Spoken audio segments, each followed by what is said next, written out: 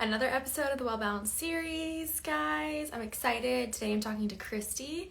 So, she is another NTP, so nutritional therapy practitioner that I have connected with from graduation and everything. And we are going to talk a little bit more about digestion and then just simple, like how nutrient dense foods support digestion, those kinds of things, diet culture, all that good stuff. So, I'm going to go ahead and see if she is on, and we'll add her in.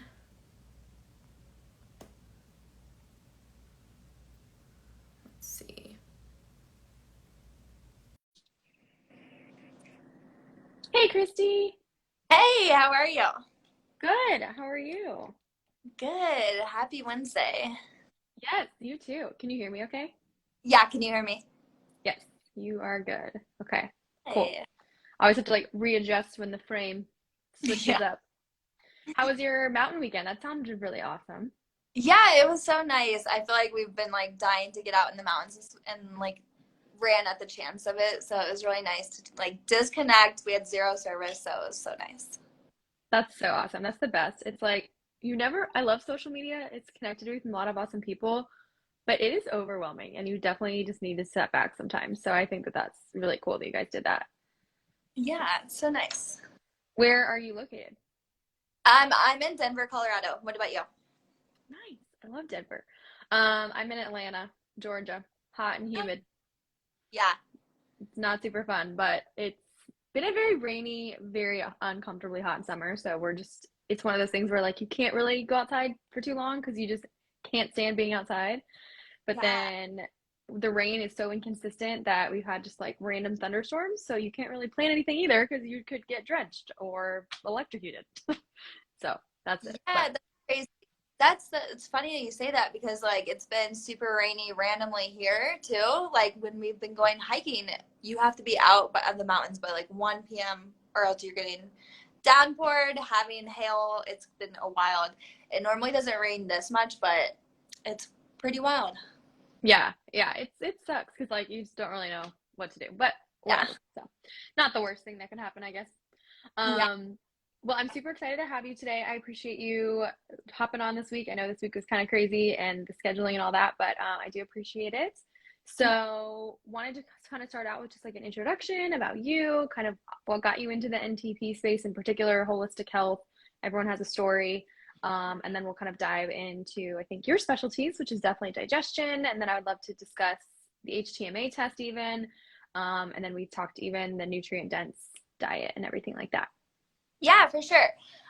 For me, always grew up playing like sports, stuff like that. Was always super active, but never was really educated on like the nutrient side of the world. So I always thought, I can eat whatever I want. I'll just exercise out of the like whatever bad diet I have. And that only gets you so far. Especially like getting older, like post college, I basically was just like working out every day, sometimes doing 2 a days, and just like completely wrecking myself.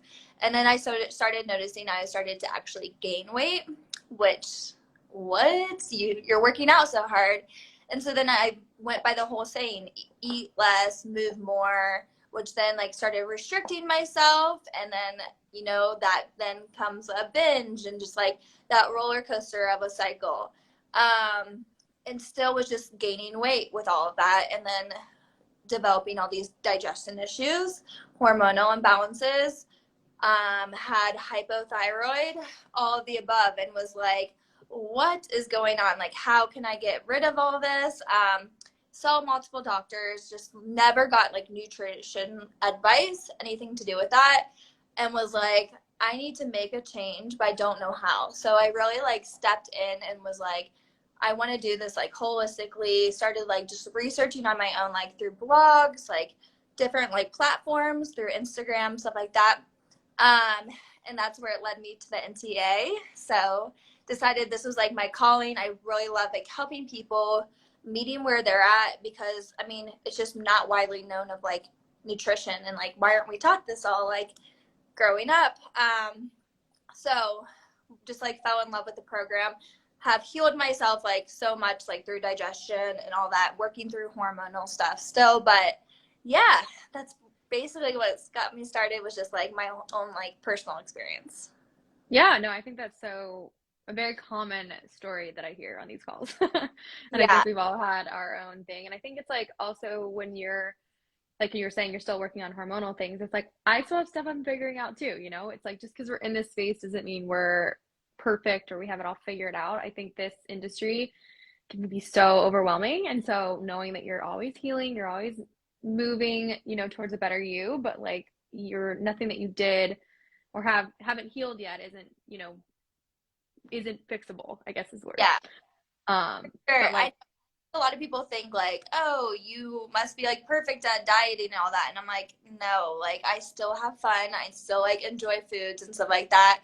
But yeah, maybe I'm more educated on it and stuff like that. And I'm going to eat smarter most of the time, stuff like that. And I'm still dealing with stuff. But yeah, it's nice to like, I feel like it's like hard line of like, we're still human. We're still going through stuff and we're still not robots. We're not going to eat perfectly too. right, exactly. So like, what were some of the big shifts that you made coming from like more of a diet culture mindset to now with like the nutrient dense foods, eating more than maybe you were thinking? Like, how was that shift and how did you approach that? Yeah, for sure. I've definitely learned it just does not work. Like, once I realized, oh, I'm not eating sweets, I'm not doing that, then that donut that's sitting on that table that I most likely would not even pick up right now, I want it now because I'm supposed to not have it and I'm restricting. So it's like that restriction mindset just does not work for me. And so what kind of got to me was just like intuitively eating, intuitively knowing my body. What am I craving? Giving into those cravings sometimes, but then like feeling my body like the next time and just being able to like pay attention to how I'm feeling more was so important to me because like eating a whole bag of chips, yeah, it might sound good for a second, but like how am I gonna feel after that? Am I gonna have energy? How's my digestion? All of that. Where I'm like, okay, if I have like a fat protein with those little carbs, maybe I don't want the whole bag anymore. And then it's just like a whole shift of mindset of like understanding my macros, my everything together.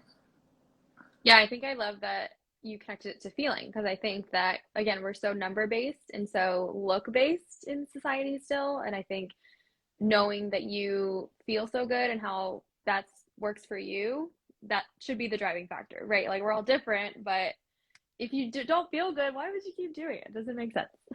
Yeah, for sure.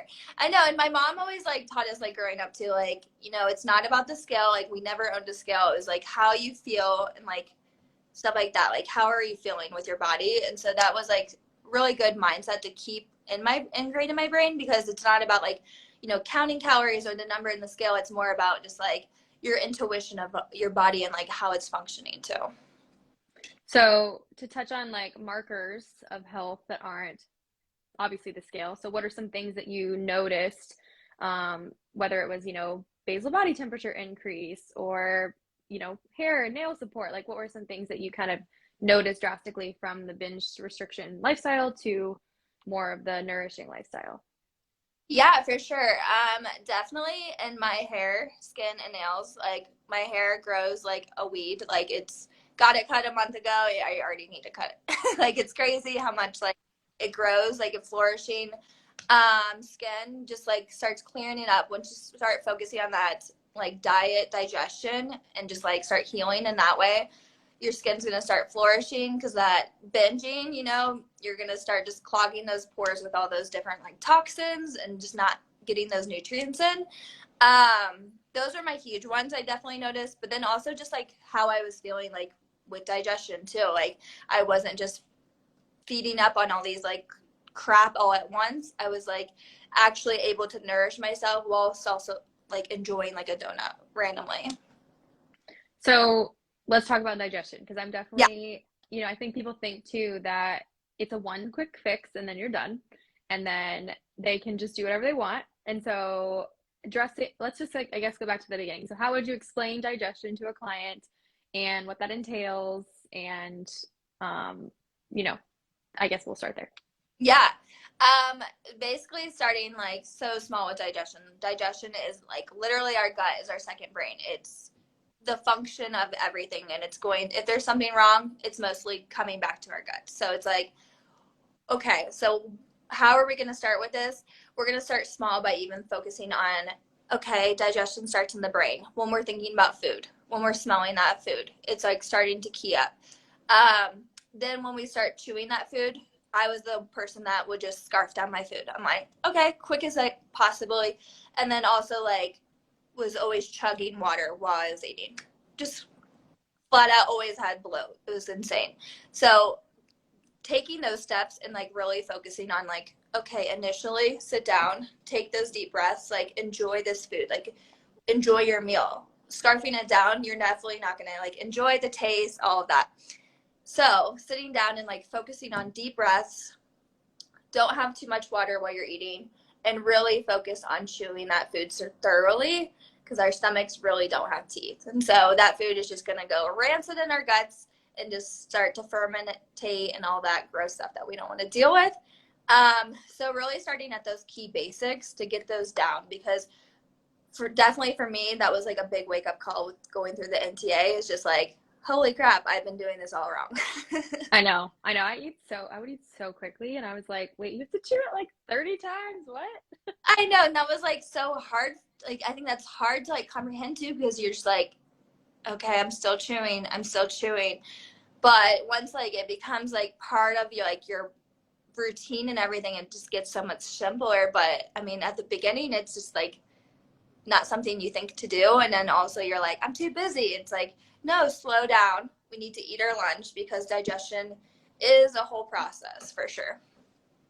So can you explain like the importance of the slowing down and like why like a parasympathetic versus sympathetic is not, preferred over the other in terms of digestion? Yeah, so sympathetic, that's when our body is just going into that flight or flight mode of just like busy, busy, busy, busy on the go. We really want our body to get into this parasympathetic state, because if not, then our body is not able to actually prioritize digestion, because there's all these other things going on in our body. So digestion is a whole long process that is starting from our head all the way down until elimination. And it's, hours. So we want to make sure that we're giving our body the like prioritization of being like, this is what we're focusing on. We're not focusing on screen time. We're not focusing on work while we're eating. We're focusing on chewing our food, enjoying our food, and then like letting it process. But going into sympathetic state, like if we are in that flight or fight mode, our body is just not prioritizing digestion because it's stressed. It has work emails it's doing. It's thinking about the next thing that you're doing. You don't even know that you're chewing enough. You're just kind of going with the flow. So eating on the go is just like big no-no. I think that's yeah, I think it's so much easier said than done, but it's one of those things that is I think every client has that recommendation in there. It's like slow down, chew your food, and chill out, because we are just constantly moving around. Yeah, I know. And I think that mostly like, especially with people like, I mean, we're trained to be like go go go go go, like pack our schedules full, but I think especially in the past year or two, we've kind of learned to slow down, which is amazing. But it's getting that mindset of being like, okay, like let's meal prep, let's focus on what we're eating and having time to like cook these foods. So that way we're not like we're running errands. We're not just grabbing like a protein bar and eating it in the car. Nothing wrong with it. Like every now and then to have like a snack, but like not as like a meal for your like your lunch and stuff like that. Is being able to actually prioritize like breakfast, lunch, and dinner. It's interesting too, because a lot of people are like, oh, I don't have energy, or these processes aren't working properly. And the basis of it is almost just not having enough fuel, because your body needs the fuel to function and do these things, right? And so it's like, it's not something they want to hear about eating more, but I think that that's something that everyone struggles with, because I mean, even I have days where I know I didn't eat enough and I feel it, or I didn't sleep well and I can relate it back. But it's very interesting how that is. Yeah, for sure. And like I think in the summer, I've noticed it for myself. It's gotten harder to like schedule those times to eat too, just being busy. And then I've noticed like, okay, I definitely did not eat enough today. I have that like 5 p.m. slump. I am just exhausted. And I'm like, what did I do? I just like did not prioritize my meals. And it's just like bringing that back to like that blood sugar, digestion, that can kind of correlate that way. If you're not eating enough, then you're not giving your body that fuel. Blood sugar can probably is low, energy's low. Then it's just like a big domino effect too. Yeah, and I think that people don't realize how connected digestion is to everything else, right? Like it's the front runner, I guess you could say, in terms of everything and how it's all just so merged.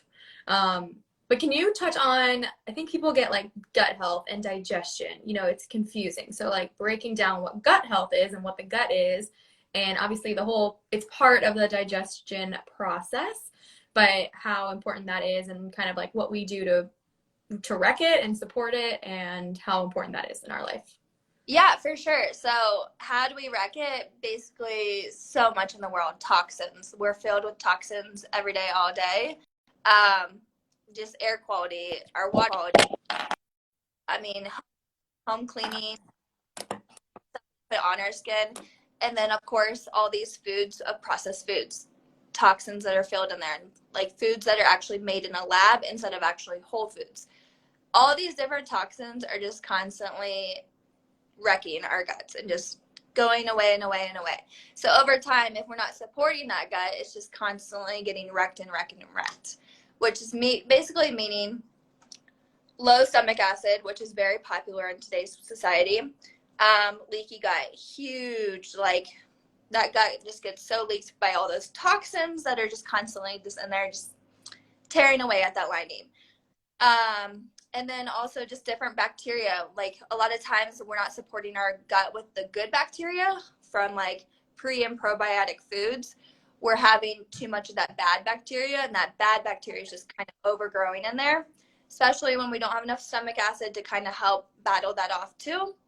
So it's just a big combination of a lot of different things that can go on in that gut, but it basically all kind of correlates to just being around so many toxins in the world nowadays. So basically, I focus in on being able to be mindful about how much toxins we're using every day. So what we're putting on our skin, what we're breathing, what we're drinking, and what we're like using in our houses. Trying to be mindful of things that we can control, but then the things that we can't control, don't let it like stress you out because you're having that balance. And then just really doing a lot of gut supporting of bone broth, gut gummies, collagen, all these pre and probiotic foods of like yogurt, sauerkraut, all those like fermented veggies, all that gut loving goods, to just make sure we're incorporating very and like be supporting that gut, because as these toxins are never going to go away, it's going to constantly get wrecked and wrecked. So we got to be really constantly supporting it with all these nourishing foods as well. Yeah, I think that again, like people are always like it's a one-time thing, or I want to heal my gut, and it's like you're not gonna heal it in one day or a month. Yeah, and it takes all these years of just wrecking it with like what we do to ourselves and not being educated, that it's like, okay, well, it's gonna take time to really like solidify and heal this thing, but it's also, once it's healed, it's not just healed, it's an everyday thing. So what would you say you mentioned like bone broth and gut gummies and things like that. Are there any other foods that you typically recommend clients to kind of help with the gut health and just like stomach acid and all those kinds of things in general? Yeah, for sure. A lot of those different like citrusy foods, super good to kind of get that stomach acid boosted, but then also like pineapple, super high in the digestive enzymes to help kind of get things going. Same with papaya and those papaya seeds. Very good with those digestive enzymes. Different sauerkraut and fermented veggies are going to be super good for those probiotics, to kind of get those gut loving bacteria in that body. Same with yogurts. Focusing really on just all these nourishing foods. And if you need any like aloe vera juice, which is really good for even potassium, which is for those mineral lovers, like getting those mineral balance there, because a lot of women especially are lacking potassium. So kind of focusing in on those gut loving foods, but then also, gut does come back to those micro minerals too. So focusing on those too. Yeah, that's interesting. Yeah, I know, I love bone broth. And then if you had like, would you say somebody should implement this like all of those every day, or like one or two? You know, what is typically your standard for clients that doesn't seem overwhelming, but it seems doable and it's obviously helping them, you know? Yeah, I like to start small and like meet the clients where they're at. Like if they have never had bone broth in their world, like let's start small. Let's just like have it once or twice a week. Like let's build up that craving for it, because once you have, at first you're like, oh, this is kind of weird. But drinking it, like, wow, this is kind of like nourishing. It has that sodium, great. Like you can add whatever you want in there to like make it better. Add some garlic. Get those flavored ones. I really like the Kettle on Fire mushroom one. I think that one's so good. I do too. Yeah, just getting different flavors or playing around making your own. But starting small, like adding like simple things, something small each day, like adding pineapples into a smoothie, or, you know, eating papaya, but then making a gut gummy batch and then trying a couple throughout the week. I mean, they're really good. They taste like adult fruit snacks, so you can't really go wrong there. But starting small and then kind of upping it and seeing how your body's reacting, because once you're getting those good reactions, you're going to start being like, okay, see the benefits. I'm going to want to keep doing it. Yeah, no, absolutely. I think that is super important, and consistency. It's hard when you're a client coming in and you're trying to make all these changes at once. So it can definitely feel overwhelming. So I think breaking it down, doing what you can, and then implementing it even beyond working with, us and moving forward with those habits is going to be super helpful. For overwhelming, like there's so much that we could go on and tell them all at once. And that's sometimes hard for me to be like, okay, rein it in. Let's start small here, because I mean, there's so much knowledge that you are ready to spill out and be like, let's do all this. But it's like, as that blank canvas, I'm like, how can I meet you where you're at? Because I do not want to overwhelm you, because this can be like the biggest, like, I know. And 3 months goes like that. And you're like, wait, we didn't even really talk about half the things I want to talk about. right? So I feel that. Okay, so you kind of touched on elimination and like bowel movements. So I kind of want to touch on that too. What's your tricks of the trade for helping people get consistent bowel movements? Let's just say they're either having, obviously the stomach acid and stuff comes into play and all those other elements, but anything different than what you've already said, or habits that really have helped clients? Yeah, with getting regular, for sure. I would say a lot of times I start my clients like on just like a 21-day like whole food like challenge, just to be like, let's focus in on, this is not like a restriction. If you have some sweets or something like that, it's okay. But we're focusing on nourishing our body for these like 21 days. And during this time, it's just like, okay, nourishing this body with all these foods. And at the beginning, they might not be like feeling as regular. So we're going to add in some digestive bitters, apple cider vinegar before meals to kind of get the stomach acid going. And then adding in some magnesium citrate at night just to kind of help boost some things there, since we're all a little deficient in magnesium these days. So boosting there. But as we're starting to regulate through all these like different foods, it will really help kind of train your body to like absorb these nutrients, to get you like feeling a little bit more regular. So definitely starting out easier there. And then if we're still having issues, kind of digging deeper to see, okay, what is going on, and like, let's get things moving a little bit faster.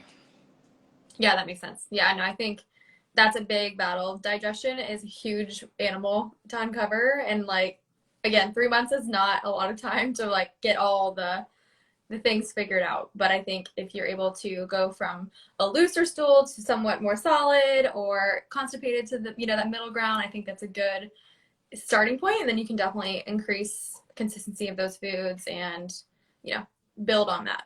Yeah. And I think the nutrient dense diet obviously makes a huge difference. So, and then I'm curious too, like what you've seen having done the HTMA test, like you were kind of mentioning the potassium.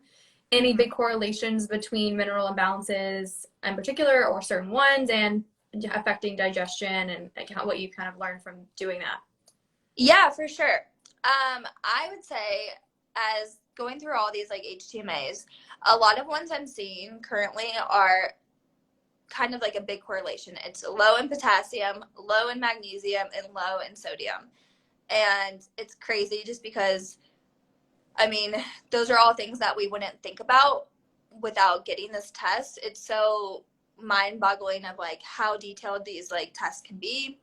But it's pretty wild. But basically what it is saying is that when our potassium and sodium and magnesium are low, that our adrenals are very fatigued, and which are affecting our hormones, which then means like thyroid hormone, a lot of different hormones like that.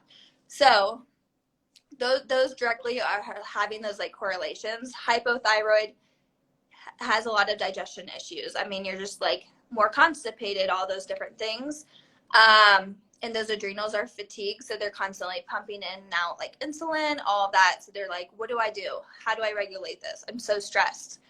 So giving those, nourishing those adrenal glands are going to be like huge.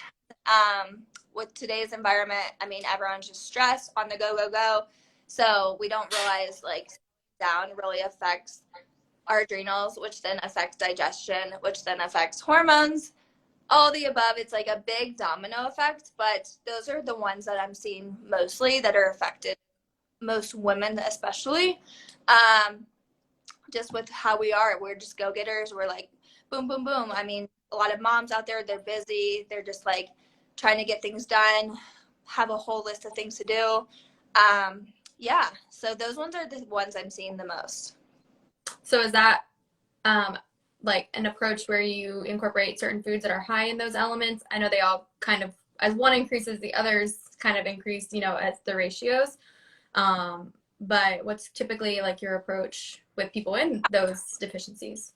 For sure. So a lot of times I focus in on, okay, we're going to increase a lot of potassium-rich foods. So like aloe vera juice, bananas, sweet potatoes, celery juice, so many foods out there that are just so high in potassium, like coconut water, coconuts. We don't even think about like incorporating more into our diets because who would have thought we're lower in potassium? Because when it counteracts with calcium, which those have those like relationship together, when we're too high in calcium but not enough in potassium, that calcium is actually blocking from potassium to get into the cell, which is actually transporting the thyroid hormone into the cell. So if we're not having enough potassium to actually transport the thyroid hormone into the cell, then we're really just not getting it to utilize. So really focusing on kind of decreasing calcium and increasing that potassium to focus on getting that hormone into the cell, because we might have enough thyroid hormone, it's just not being utilized because it's not able to get in there. So focusing really on getting about 3,000 milligrams of potassium a day and just trying to monitor that, upping that as much as we can. And then same for like salt and magnesium. Being able to get those adrenal cocktails, which are super nourishing for those adrenals, very high in sodium and potassium. So that's a little bang right there for your buck. You can make at-home ones. I have like a whole list of recipes, but then also you can get like jigsaw adrenal cocktail. And then focusing on those like fermented veggies, super high in sodium, putting that sea salt into your water. Just doing what you can to kind of up that up, because if we're low in electrolytes, then we're not going to be regular. We are going to be extra thirsty. We're going to be peeing all day. We're not going to be replenishing after sweating in this hot summer, all of that. And then being able to incorporate a magnesium, like the lotion from Earthly, I love, it's the best. Or just like a supplement, which is nice. Yeah, I love how connected minerals are. I'm in the process of starting HTMA myself, and so I'm excited to implement that. But yeah, it's fascinating how connected one mineral can be to your body and how it can be honestly mind-boggling. And it's like, it might say that your single mineral of potassium is okay, but in relationship to that calcium, it's low because that calcium is overpowering that potassium. So it's just mind-boggling that just because a single mineral is good doesn't mean that the relationship with like the cofactor mineral is going to be like stable or enough to have a job. Yeah, no, I think it's fascinating. I will definitely be reaching out to you about more questions with that Yeah, as I get going. I think it's so cool how much data you can get just from like. There's so many, like, I was watching her the course and I was like, I'm overwhelmed a little with like learning all this, but I'm excited because the more you work with them people, I'm sure it kind of clicks and comes together. But For sure. And you can always just go back into those courses too, and when you're like need refreshers to be like, okay, I remember this, but what does this mean again?